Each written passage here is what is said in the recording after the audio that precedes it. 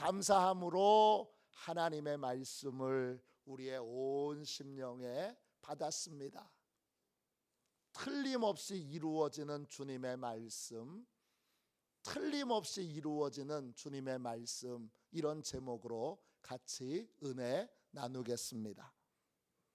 여러분은 주님의 말씀이 진리라는 걸 믿으십니까?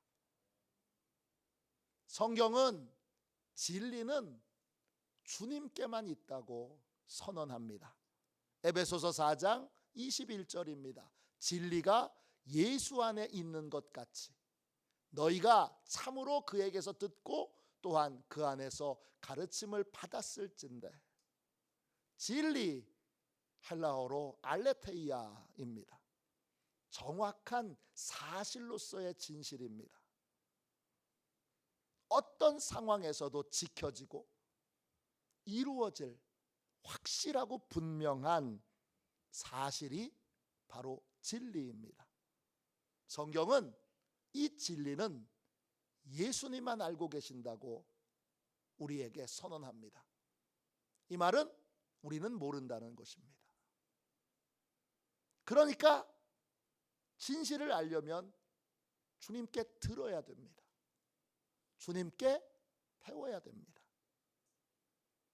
우리가 진실을 아는 유일한 방법은 내가 정확한 사실로서의 진실을 모르고 내 느낌이나 내 생각이나 내 눈에 보여지는 것으로 판단하지 말고 겸손하게 주님께, 주님, 제가 정확하게 알고 있는 거 맞아요?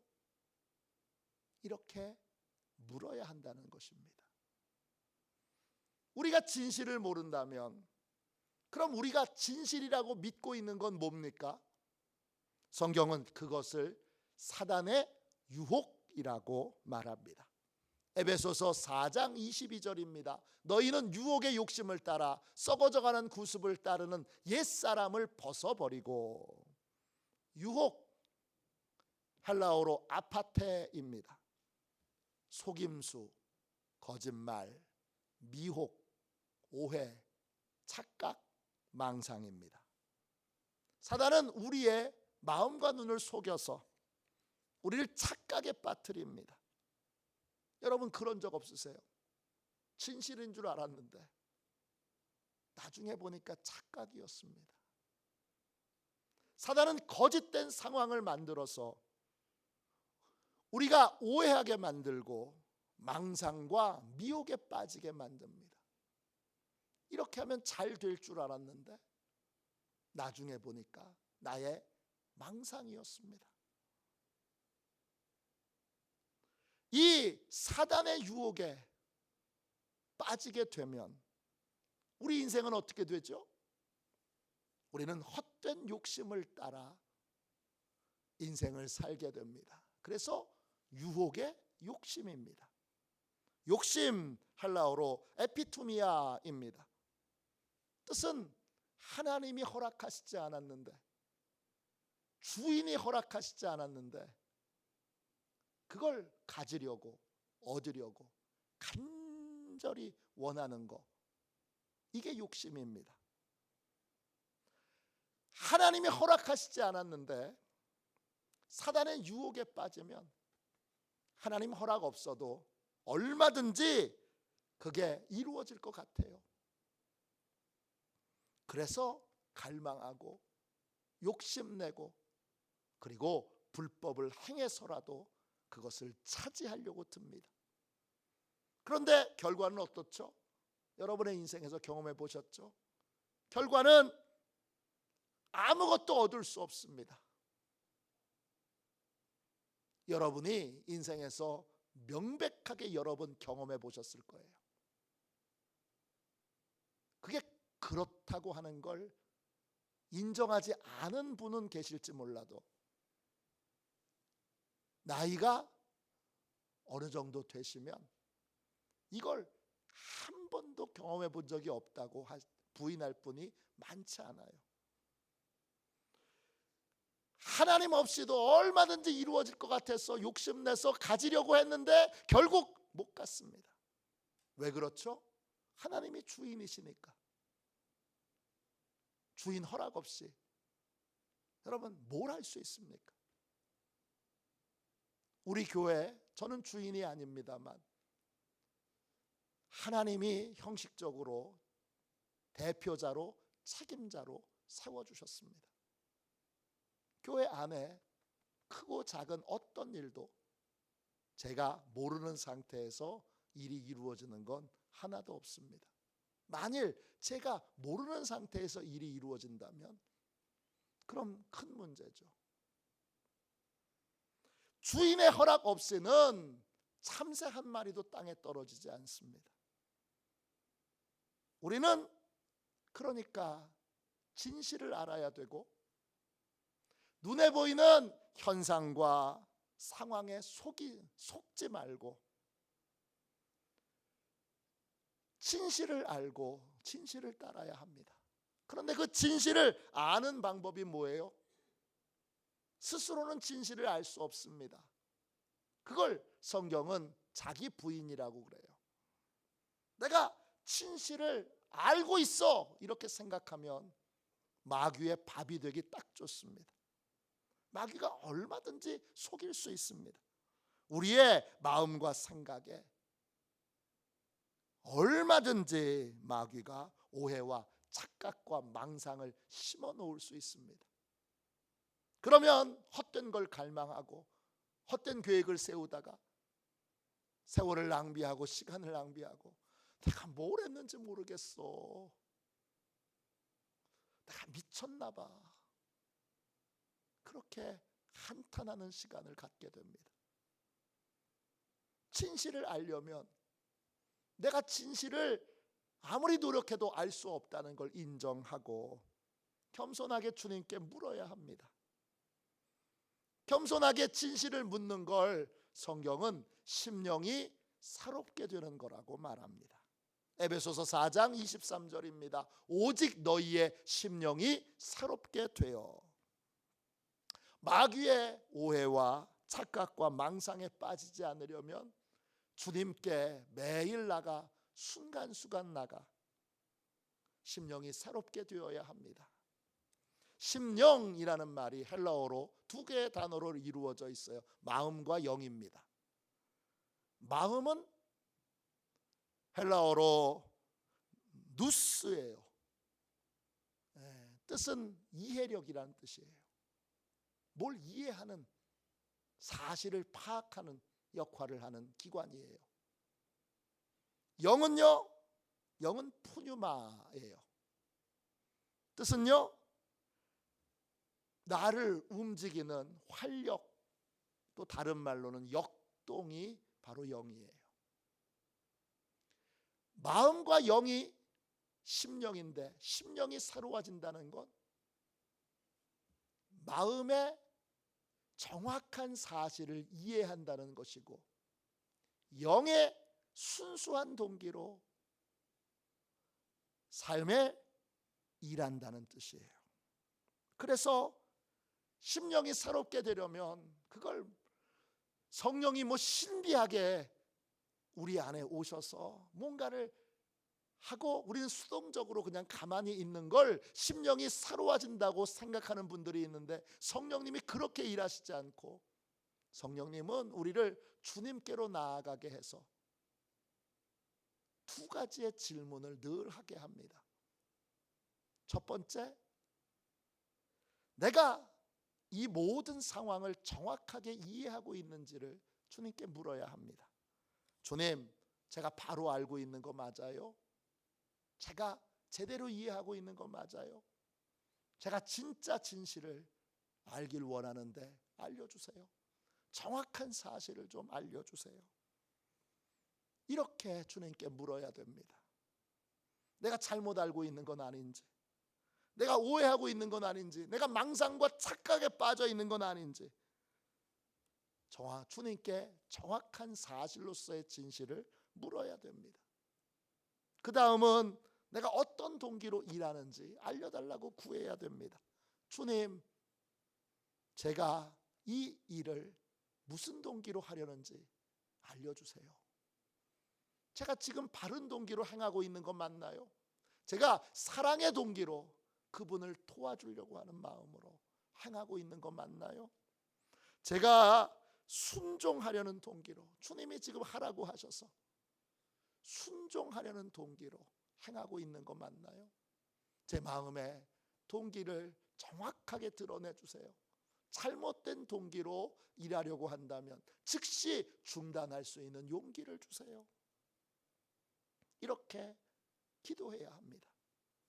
저는 여러 상황에서 사단의 공격을 받을 때 제일 먼저 주님께 이렇게 기도합니다. 이번 장례식 때도 사단의 여러 번의 공격이 있었어요. 그때마다 제가 제 망상과 착각과 오해에 빠지지 않도록, 주님, 제가 정확한 사실을 지금 알고 느끼고 있는 거 맞아요? 주님, 제가 이 가족들 정말 예수님의 사랑으로 위로하려고 하는 마음, 참으로 격려하려는 사랑의 마음으로만 말하고 행동하고 있는 건 맞아요? 계속 예배를 드리면서도, 또 예배 끝나고 인사를 나누면서도, 또 식사를 하면서도 끊임없이 계속 이 두 가지의 기도를 하나님께 드렸어요. 왜? 정신 차리도록. 이것이 심령이 새롭게 되는 거예요. 마귀의 유혹에 넘어가지 않고, 제 인생도 돌이켜보면 여기 우리 계신 우리 원로 장로님 비롯한 분들과 비교하면 인생을 오래 살지는 못했지만 그래도 이제 50년 넘어 60년 가까이 이제 가고 있잖아요. 그러니까 적게 산 건 아닌데 돌이켜보면 진실인 줄 알았는데 망상과 착각과 오해와 사단의 거짓말에 빠졌던 적이 제 인생에 얼마나 많았는지 몰라요. 이런 마귀의 유혹에 넘어가지 않으려면 반드시 주님께 심령이 새로워지는 삶을 살아야 합니다. 그래야 세월을 허비하고 낭비하지 않고 하나님이 허락하시지 않은 것에 욕심내지 않는, 하나님이 주신 것을 기쁘게 받고 누리는 복된 인생을 살 수 있습니다. 주님은 어떤 상황에서도 우리에게 진리를 알려주십니다. 여러분은 이 사실을 믿으십니까? 오늘 이 본문 말씀은 너무나 귀한 말씀이에요. 왜냐? 주님의 말씀을 진리로 믿는다는 것이 어떤 것이고 또 어떤 위기를 넘어가야 하는 것인지를 너무나 잘 보여주는 것이 오늘 요한복음 11장이에요. 오늘 읽은 말씀을 보세요. 베다니에 3남매가 살고 있어요. 베다니는 예루살렘 동쪽으로 3km 떨어진 예루살렘에 붙어있는 마을이에요. 올리브가 많이 자라는 산 기슭에 이 마을이 있어요. 이 베다니는 헬라어로 베타니아예요. 두 가지의 상반된 뜻이 있어요. 하나는 고통의 집이라는 뜻이에요. 또 하나는 대추야자의 집이라는 뜻이에요. 대추야자는 달콤해요. 드셔보셨죠? 그 대추야자의 집이라는 뜻이 있어요. 베다니는 고통과 즐거움이 같이 있는 곳이에요. 이 땅은 세상의 쾌락을 추구하는 땅이에요. 세상의 쾌락은 우리에게 달콤함과 쓰디쓴 고통을 함께 줍니다. 그런 땅에 예수님이 들어가셨어요. 그래서 이 도시가, 이 마을이 변화됩니다. 이 마을에도 세상 쾌락을 추구하는 사람만 있는 것이 아니라 거룩한 진리를 따르는 사람들이 세워졌습니다. 그 대표적인 사람이 삼남매 마르다, 마리아, 나사로입니다. 이 세 남매는 많은 오해가 있는 그러한 삼남매입니다. 뭐에 대한 오해가 있느냐? 누가 첫째냐에 대한 오해가 있습니다. 누가 첫째일까요? 많은 분들이 오늘 읽은 말씀으로 순서를 오해합니다. 오늘 말씀 1절 2절을 보세요. 어떤 병자가 있으니 이는 마리아와 그 자매 마르다의 마을 베다니에 사는 나사로라. 이 마리아는 향유를 주께 붓고 머리털로 주의 발을 닦던 자요, 병든 나사로는 그의 오라비더라. 나사로를 오라비라고 번역했습니다. 이 번역에 근거해서 한국 분들은 어떻게 생각하느냐 하면 마르다와 마리아의 오빠가 나사로다 이렇게 생각합니다. 그런데 오라비라고 번역된 이 말이 헬라어 단어로는 아델포스예요. 뜻은 남자 형제라는 뜻이에요. 위아래가 없는, 위아래를 지칭하지 않는 그러한 그냥 남자 형제예요. 중고등부 다닐 때 교회에서 선생님이 일부러 형들한테는 형제님, 누나들한테는 자매님 이렇게 부르라 그랬어요. 나이가 많아도 형제님이에요. 나이가 적어도 형제님이에요. 자매도 마찬가지예요. 나이가 많은 누나도 자매님, 여자 동생도 자매님 이렇게 불렀어요. 이 오라버니라고 번역된 말은 높고 낮음이 없는 남자 형제를 의미하는 말이에요. 약간 미숙한 번역인 거죠. 요한복음 11장 5절에 보면 마르다와 그의 동생이라는 말이 나와요. 이때 동생은 헬라어로 아델페예요. 뜻은 자매님이란 뜻이에요. 높고 낮음이 없는 여자 형제를 가리키는 거예요. 그러면 도대체 마르다, 마리아, 나사로 중에 누가 첫째입니까? 이걸 가지고 아예 논문을 쓰신 분이 계세요. 총신대학교에서 신약학을 가리키는 이상일 교수님께서 이걸 가지고 아예 논문을 쓰셨어요. 논문의 제목이 뭐냐? 재밌죠? 마르다, 마리아 그리고 나사로 중에 누가 첫째인가? 원어를 다 찾아내서 분석한 끝에 이 논문 맨 앞에 요한복음 11장 2절을 통하여 나사로를 한국 사람들은 마리아와 마르다의 듬직한 오빠로 인정하는 선입관이 있다고 말합니다. 근데 이미 설명드린 것처럼 미숙한 번역이 낳은 오해예요. 그러면 정확한 나이 수는 어떻게 되는 거죠? 요한복음 11장 5절에 나와요. 이 순서가 나이 순서라는 것입니다. 예수께서 본래 마르다와 그의 동생과 나사로를 사랑하시더니, 이게 출생 순서예요. 첫째가 마르다고, 둘째가 마리아고, 셋째가 나사로라는 거예요. 예수님을 만나기 전에 나사로의 누나인 두 명, 이 마르다와 마리아는 불행한 삶을 살았습니다.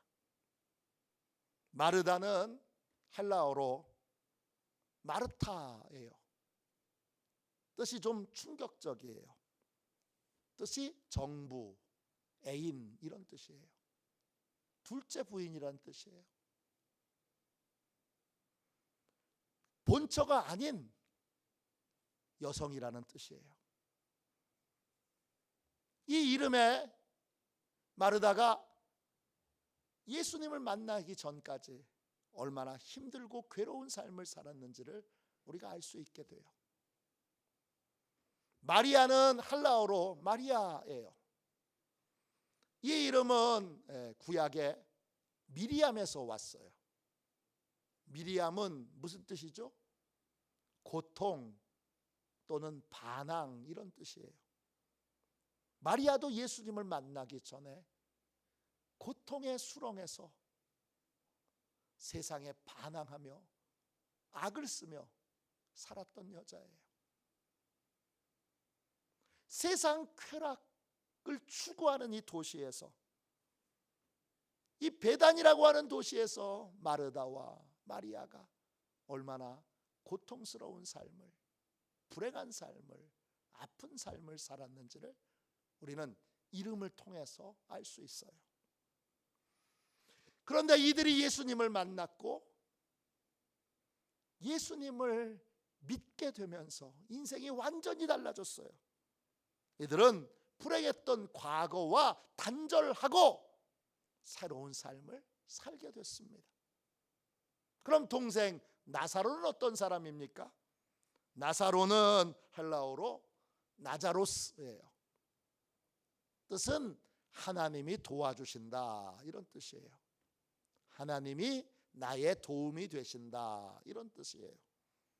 나사로도 누나들을 따라서 예수님을 만나고 예수님을 믿게 됐어요. 그래서 예수 믿는 사람으로, 거룩함을 추구하는 사람으로 이 삼남매가 다 예수님의 사랑을 받고 있는데, 어느 날 나사로가 병이 들었습니다. 어떤 병에 들렸죠? 오늘 본문의 병자, 병든, 병들었다, 헬라어 한 단어예요. 아스테네오라고 하는 단어예요. 뜻은 뭐냐? 원래 건강했는데 병이 들어서 기력이 점점 약해지고 있다는 거예요. 어느 날부터 병에 걸려 힘이 없어지고 기력이 약해지면서 점점 몸이 심해지고 있는 상태가, 약해지는 상태가, 힘이 빠지는 상태가 점점 심해지는 상태에 있는 거예요. 계속 두면 어떻게 되죠? 계속 두면 죽게 되는 거예요. 동생의 병이 심각하다는 걸 알게 된 누나들이 얼른 예수님께 사람을 보냅니다. 오늘 3절 말씀 보세요. 요한복음 11장 3절이에요. 이에 그 누이들이 예수께 사람을 보내어 이르되 주여 보시옵소서, 사랑하시는 자가 병들었나이다 하니, 마르다와 마리아는 점점 병들어가는 동생을 보면서 불안과 두려움 속에 떨고 있어요. 예수님께 제발 예수님 관심을 좀 보여주세요. 이렇게 악화되고 있어요. 그렇게 전갈을 보냅니다. 그 전갈에 예수님께서 제자들에게 이렇게 말씀하셨어요. 4절입니다. 오늘 말씀 4절을 보세요. 예수께서 들으시고 이르시되 이 병은 죽을 병이 아니라 하나님의 영광을 위함이요 하나님의 아들이 이로 말미암아 영광을 받게 하려 함이라 하시더라. 이 말씀은 어떤 말씀이에요? 주님이 하신 예언의 말씀이에요. 앞으로 될 일을 미리 말씀하신 거예요. 예수님은 나사로가 병으로 안 죽어 그렇게 선언하셨어요. 나사로는 이 병으로는 안 죽게 될 거야, 그렇게 예언하셨어요. 하나님은 미래의 일들을 하나님을 믿고 하나님을 사랑하는 종들에게 알려주십니다. 요한계시록 1장 1절이죠. 예수 그리스도의 계시라, 이는 하나님이 그에게 주사 반드시 속히 일어날 일들을 그 종들에게 보이시려고 그의 천사를 그 종 요한에게 보내어 알게 하신 것이라. 하나님은 미래에 일어날 일들을 하나님을 믿고 따르는 사람들에게 미리 알려주세요. 노아에게는 홍수가 일어날 것을 미리 알려주셔서 방주를 짓게 하십니다. 요셉에게는 7년 풍년과 7년 흉년을 알려주셔서 흉년에 대비하게 하십니다. 이렇게 하나님은 미래에 일어날 일들을 미리 알려주세요. 오늘날 성령님도 우리에게 미래에 일어날 일들을 알려주십니다. 요한복음 16장 여러분 13절입니다. 진리의 성령이 오시면 그가 너희를 모든 진리 가운데로 인도하시리니 그가 스스로 말하지 않고 오직 들은 것을 말하며 장래 일을 너희에게 알리시리라. 성령 하나님은 미래의 일들을 우리에게 알려주세요. 성부 하나님께 듣고 알려주시는 거예요. 예수님도 미래에 일어날 일들을 알려주세요. 문제는 이게 반드시 틀림없이 일어나게 될 것이라는 사실을 내가 믿느냐는 거예요. 요한복음 11장은 그런 의미에서 큰 유익을 줍니다.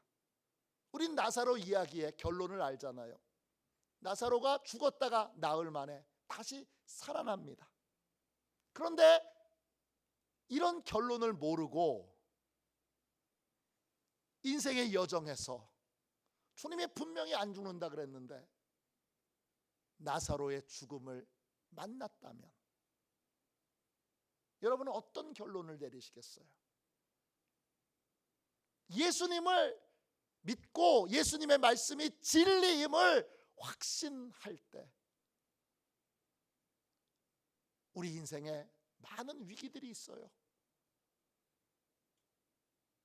이런 위기들이 있구나라고 하는 걸 예상하고 알게 하는 것이 이 요한복음 11장이에요. 내가 결심만 한다고 믿어지는 게 아니에요. 예수님이 분명 죽지 않는다고 했는데 나사로 죽었습니다.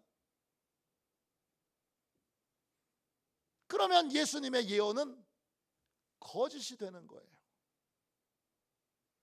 이때가 마귀의 유혹에 넘어가기 너무 좋은 시기예요. 마귀의 유혹에 넘어가기 너무 좋은 순간이 이때잖아요. 이때 우리는 아무도 하나님이 우리의 예상을 뛰어넘어서 예언의 말씀을 이루실 거라는 생각을 하지 못해요.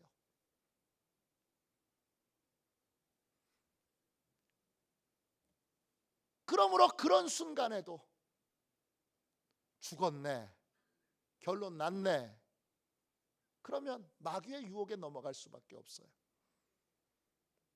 결론이 난 것처럼 보여져도 반드시 예수님의 말씀이 진리임을 믿는다면 흔들리지 말고 주님 앞에 나와서 다시 알려달라고 구해야 되고, 진실을 알려달라고 구해야 되고, 진실을 알려주실 때까지 결론을 내리지 말아야 돼요. 지금 제가 이 요한복음 11장에 나와 있는 너무나 귀한 은혜를 소개하고 있어요.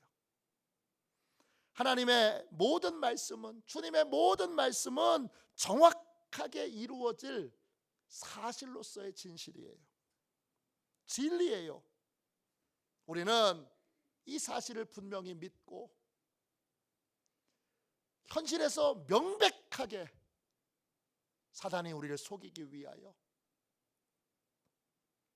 명백한 사실처럼 보여지는 현상을 보여도 우리는 예수님의 부활처럼 하나님께서는 예상치 못하는 놀라운 방법으로 우리에게 약속하신 일을 이루실 거라는 믿음을 가져야 돼요. 이때 우리는 나의 한계를 인정해야 되고, 언제 어디서든지 눈에 보는 현실로 결론을 내리지 않기로 결심해야 돼요.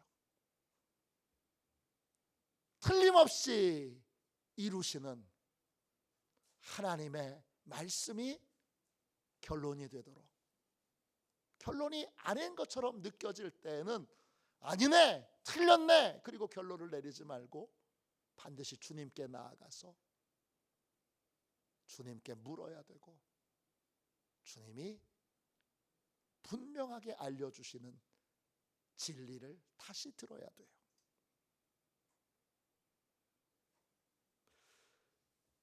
우리 눈에 보이는 그 현상에 속아 넘어가기가 얼마나 쉬워요. 여러분, 요셉의 형들이 요셉의 평소에 입고 다녔던, 아버지가 지어주셨던 삭동 옷에 피를 잔뜩 묻혀가지고 아버지한테 가지고 왔어요. 죽은 거죠. 증거가 있잖아요. 명백하게 요셉이 죽었다는 증거가 있는데, 그러면 하나님이 요셉에게 주신 꿈은 뭐예요? 그건 어떻게 된 거예요? 야곱은 여기서 무너집니다. 하나님이 약속을 안 지키신 거예요. 야곱은 절망합니다. 그런데 우리는 알고 있죠. 신실하신 하나님이 애굽 땅에서 요셉을 돌보고 계시고, 그를 총리 대신이 되게 하셔서 하나님이 약속하신 걸 신실하게 이루세요. 근데 야곱은 안 보여요. 그게 나중에 요셉이 애굽 땅에 살아있다는 소식을 듣고 야곱은 신실하신 하나님을 믿지 못하고 진리이신 하나님의 말씀을 믿지 못했던 걸 회개했을 거예요. 자기의 어리석음을 회개했을 거예요. 이 얼마나 여러분 마귀의 유혹에 넘어가기 쉬운 상황입니까? 그런 상황이 우리의 인생에도 늘 있습니다. 제 인생에도 있었습니다. 틀림없어요. 그건 하나님 틀린 거야. 나중에 보니까 하나님이 맞았어요. 내가 마귀가 철저하게 짜놓은 망상과 착각과 오해에 빠져 있었던 거예요. 우리는 눈에 보이는 현실로 결론을 내리지 말아야 합니다. 어떤 결론이든지 주님 앞으로 나아가서 진리이신 주님께 다시 확인받고 주님이 알려주시는 것을 결론 삼아야 합니다. 그럴 때에만 이 치밀하고 놀라운 마귀의 유혹에 넘어가지 않게 됩니다. 예수님의 말씀과 달리 나사로가 죽었습니다. 예수님의 예언은 틀려 보입니다. 나사로는 죽은 지 나흘 됐습니다. 예수님이 도착하셨을 때 나사로는 죽은 지 나흘 되었습니다. 예수님은 나사로의 죽음에 눈물을 흘리십니다. 요한복음 11장 35절이에요. 예수께서 눈물을 흘리시더라. 예수님의 그 눈물에 함께 우는 사람도 있지만 비난하는 사람도 있습니다. 요한복음 11장 37절이에요. 그중 어떤 사람이 말하되 맹인의 눈을 뜨게 한 이 사람이 그 사람은 죽지 않게 할 수 없었더냐 하더라. 눈에 보이는 것 그것만을 진실로 알고 내가 정확하게 진실을 알아, 이런 사람들은 예수님이 어떤 계획을 가지고 계시는지도 알지 못한 채 자기 생각대로 자기 판단대로 예수님을 비난하고 예수님을 정죄합니다. 이 비난에 예수님이 여러분 아파하세요. 요한복음 11장 38절입니다. 이에 예수께서 다시 속으로 비통히 여기시며 무덤에 가시니 무덤이 굴이라 돌로 막았거늘. 비통히 여기세요. 비통히 여긴다. 엠브리 마오마이예요. 뜻은 마음 깊숙한 곳으로부터 거룩한 분노가 일어나는 거예요. 예수님이 눈에 보이는 것으로 성급하게 결론을 내리는 사람들의 결론을 들으시고 주님이 마음 아파하시고 왜 나를 끝까지 믿지 못하냐? 그렇게 괴로워하세요. 우리는 눈에 보이는 현상에 언제든지 속을 수 있다는 걸 인정하고, 동시에 미래의 일들을 정확하게 모른다는 걸 겸손하게 인정해야 합니다. 미래의 일을 오직 주님만이 아십니다. 요한복음 13장 7절이에요. 내가 하는 것을 내가 지금은 알지 못하나 이후에는 알리라. 마귀의 유혹에 넘어가게 되면 그 마귀의 유혹을 어떻게 넘어가는지 알겠죠? 현재의 상황만 보고 성급하게 결론을 내리는 거예요. 그런 분들은 주님이 미래에 하실 일들을 몰라요. 주님이 앞으로 어떤 일들을 하실지 모르면서 현재의 상황만 보고 성급하게 비판하고 정죄하고 비난하는 삶을 삽니다. 우리는 이런 삶을 오늘 이 말씀을 통해 끝맺어야 돼요. 주님 앞에 나아가서 진리를 모른다는 걸 인정하고 진리이신 주님께 사실로서의 진실을 겸손하게 듣기 위해 물어야 돼요. 주님, 제가 제대로 알고 있는 건 맞아요? 주님, 제가 바른 동기로 행하고 있는 건 맞아요? 물어야 합니다. 주님은 나사로의 무덤으로 가십니다. 그 무덤 입구에 거대한 돌이 놓여 있습니다. 그 돌은 문이에요, 문. 주님이 그 돌을 옮겨 놓으라고 명령하십니다. 그 명령에 여러분 어떻게 반응합니까? 요한복음 11장 39절이에요. 예수께서 이르시되 돌을 옮겨 놓으라 하시니 그 죽은 자의 누이 마르다가 이르되 주여 죽은 지가 나흘이 되었음에 벌써 냄새가 나나이다. 주님의 명령에 믿음 좋은 이 마르다도 주님, 죽은 지 나흘이나 지났습니다. 이런 뜻이에요. 이렇게 대답합니다. 무슨 뜻이에요?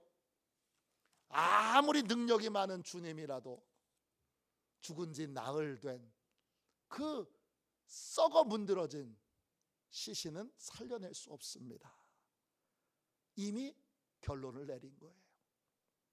사람은 죽으면 3시간, 4시간 지나면 그때부터 시신이 부패하기 시작합니다. 10시간에서 12시간 정도 지나면 피부가 썩는 게 보입니다. 24시간 지나면 하복부, 배꼽 주위에 피부가 청록색으로 변화됩니다. 썩은 거예요. 48시간 지나면 피부가 암록색으로 변색하고 악취가 나고 가스가 나오게 됩니다. 그때는요, 눈동자 다 녹아 있습니다. 모든 장기가 다 파괴되어 있습니다. 죽은 지 48시간이 지나면 육체의 모든 것 중에 쓸 수 있는 건 아무것도 없습니다. 모든 장기가 다 썩어버린 상태인데 살아난다는 건 불가능하죠. 있을 수 없죠. 그런데 예수님이 마르다에게 이렇게 말씀하세요. 요한복음 11장 40절이에요. 내 말이 내가 믿으면 하나님의 영광을 보리라 하지 아니하였느냐. 영광, 하나님의 기적이 나타나는 거예요. 하나님이 전능하신 분이라는 걸 우리에게 보여주시는 거예요. 그게 영광이에요. 예수님을 믿는다는 건 주님의 말씀 앞에 내 생각, 내 판단, 내 예상을 내려놓는 거예요. 마르다가 이미 다 끝난 일인데 주님, 뭘 더 하실 수 있겠어요? 그래서 돌을 옮겨 놓는 거를 거절했다면 말씀이 분명히 이루어지는 이 현장을, 말씀이 틀림없이 이루어지는 현장을, 예언의 말씀이 틀림없이 이루어지는 현장을 보지 못했을 거예요. 그런데 마르다가 주님의 말씀 앞에 자기의 예상을, 자기의 판단을, 자기의 생각을 내려놓고, 그리고 말씀하시는 대로 돌을 옮겨 놓습니다. 그러자 주님이 한마디의 명령으로 나사로야 나오라, 이 한마디의 명령으로 수만 가지의 불가능한 일들을 해결하시고 다 육체가 썩어 문드러진 이 나사로를 살려 새 생명이 되어 걸어 나오게 하십니다. 단 한마디의 명령으로 모든 불가능한 일들을 다 해결하시고, 주님이 약속하신 대로 나사로는 이 병으로 안 죽을 거야, 그 예언하신 대로 나사로의 병이 죽음으로 끝나지 않도록 죽어있는 나사로를 죽음에서 꺼내 오십니다. 주님의 말씀은 이렇게 틀림없는 진리입니다. 이 진리를 믿고 따르려면 이런 많은 미혹과 유혹을 넘어가서 내 눈, 내 생각, 내 판단, 내 예상을 내려놓고 계속 진리이신 주님께, 제가 제대로 알고 있는 거 맞아요? 제가 바른 동기로 행하고 있는 거 맞아요? 이렇게 묻는 삶을 살아야 합니다. 그럴 때 마귀의 유혹에 빠져 사월과 시간을 낭비하는 헛된 수고를 하는 인생을 살지 않게 되고, 그리고 어떤 마귀의 유혹에도 넘어가지 않고 복된 믿음의 길을 걸어가 풍성한 열매를 맺고 풍성한 기적을 체험하는 하나님의 권능의 삶을 살 수 있게 됩니다. 저와 여러분이 오늘 이 요한복음 11장에 나와 있는 이 귀한 진리들을, 얼마나 소중한 말씀이에요. 저도 이 말씀 깊이 묵상하면서 한 번도 이런 식으로 설교해 본 적이 없다는 생각을 깨달았어요. 이 귀한 말씀이에요. 주 진리이신 주님을 믿고 났을 때 어떤 마귀의 유혹과 어떤 마귀의 어려움이 있는지를 오늘 요한복음 11장이 잘 보여주고 있습니다. 이 말씀을 잘 듣고 어떤 상황에서도 내 눈, 내 생각, 내 판단으로 결론을 내리지 말고 진리이신 주님 앞에 나와 제대로 알고 있는 거 맞아요? 제대로 바른 동기로 행하고 있는 건 맞아요? 늘 진리이신 주님께 묻고 심령이 새롭게 되어 진리만을 붙들고 진리를 따르는 복되고 귀한 성도들이 되시기를 주님의 이름으로 축원합니다. 우리 함께 찬양하도록 하겠습니다.